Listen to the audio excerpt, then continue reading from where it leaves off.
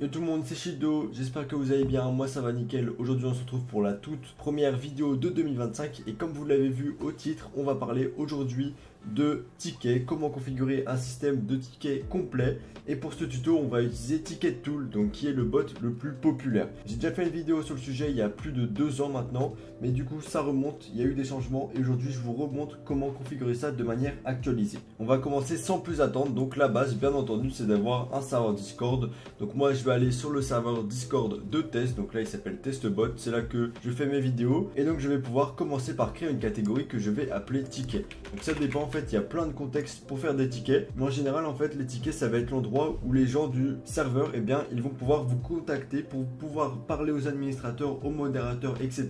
de manière privée et pas dans les salons publics que tout le monde voit. Donc ça peut être pour des demandes de partenariat, ça peut être pour contacter des administrateurs pour leur poser des questions particulières, etc.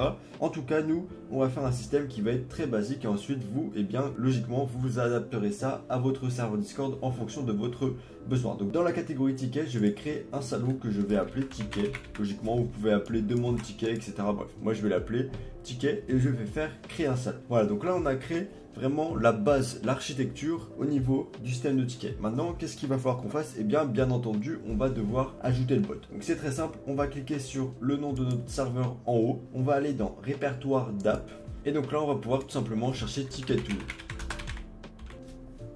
Voilà, TicketTool, ça va être le premier qui s'affiche, c'est bien celui-ci. On voit qu'il est dans 18 serveurs en commun et qu'il est dans plus de 3,9 millions de serveurs. C'est le bot le plus populaire et c'est pour ça que c'est celui-ci que je vous présente. Donc on va faire ajouter l'application et on va pouvoir sélectionner un serveur. Donc moi c'est le serveur TestBot et on va faire continuer. Voilà, on autorise, on lui donne les permissions et on fait autoriser.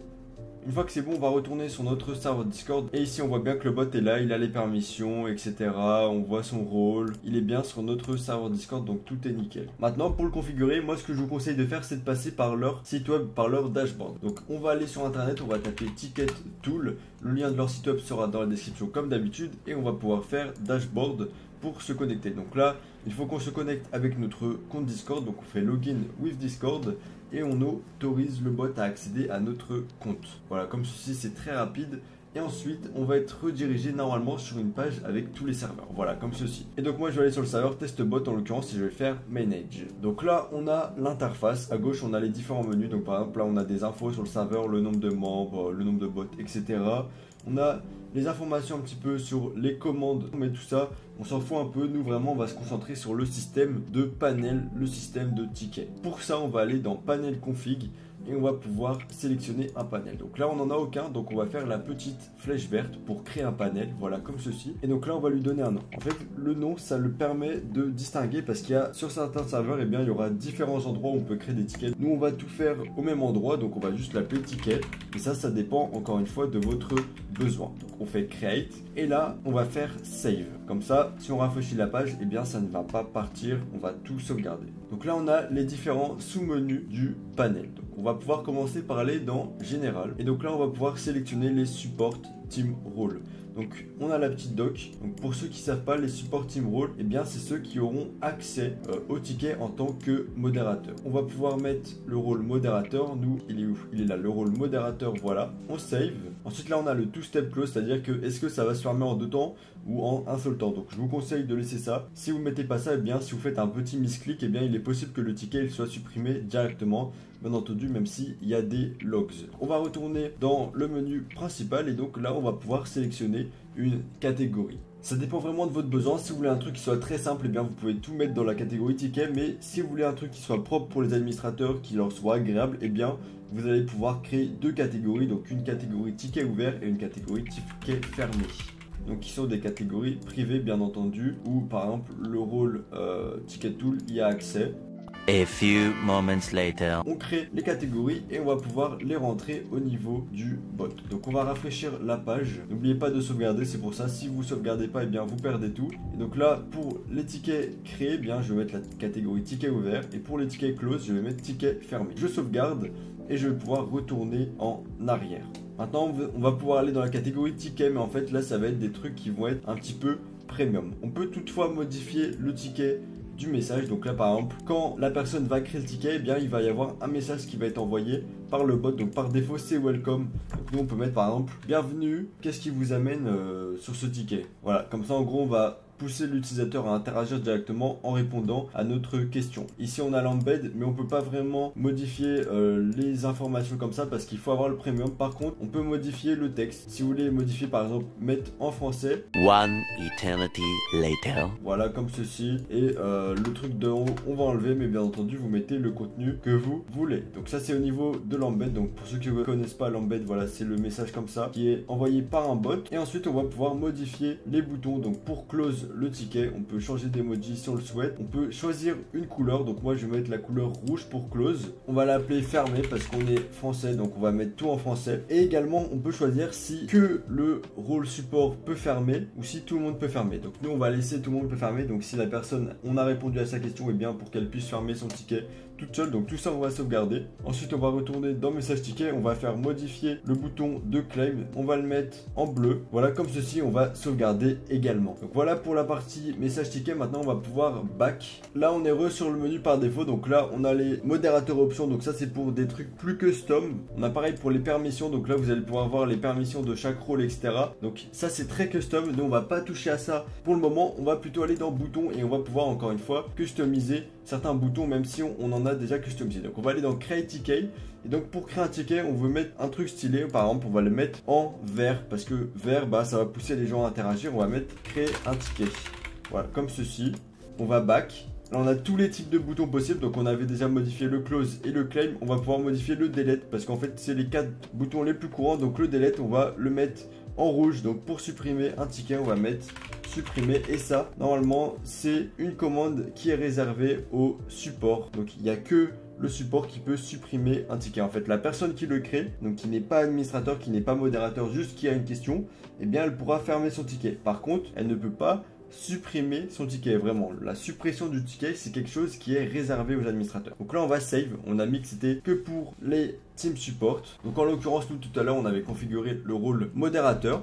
A few moments later. Normalement maintenant, eh bien, on a configuré notre panel de tickets et on va pouvoir tester pour voir est-ce que ça fonctionne bien.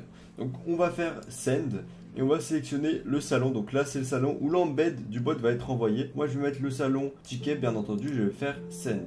Voilà, donc le bot il a bien envoyé un message dans le salon, voilà comme ceci, to create a ticket react with tatata. Et donc là si on clique, eh bien ça va créer un ticket. On a mis le bouton, il est vert, voilà c'est stylé. Là le texte il est en anglais, on peut pas vraiment changer cet aspect là si je dis pas de bêtises. Mais vous, eh bien en haut vous pouvez mettre un message, vous pouvez dire tatata, vous pouvez apporter un contexte et ça va être tout de suite plus clair. Donc là je vais aller sur mon second compte pour vous montrer ce que ça donne. Voilà, je suis sur mon second compte, on voit qu'on a bien le salon ticket, mais là il y a un petit bug. Eh bien je n'ai pas spécifié que les membres n'avaient pas le droit de parler dans ce salon, parce que oui c'est un salon en lecture seule. Les membres peuvent interagir avec le bouton mais ils ne peuvent pas envoyer de messages. Donc on retourne dans les paramètres, on va dans ticket et là on va mettre permission, et bien on va mettre envoyer des messages à faux, et donc là tout va être bon. Voilà, on ne peut plus parler. Donc là le membre qu'est-ce qu'il va faire? Et bien il va faire créer un ticket. Voilà, donc le bot il charge, et donc là dans la catégorie ticket ouvert comme on l'a configuré, et bien ça crée le ticket 0001, donc le premier ticket du serveur avec le message qu'on a configuré, donc qui est qu'est-ce qui vous amène dans ce ticket.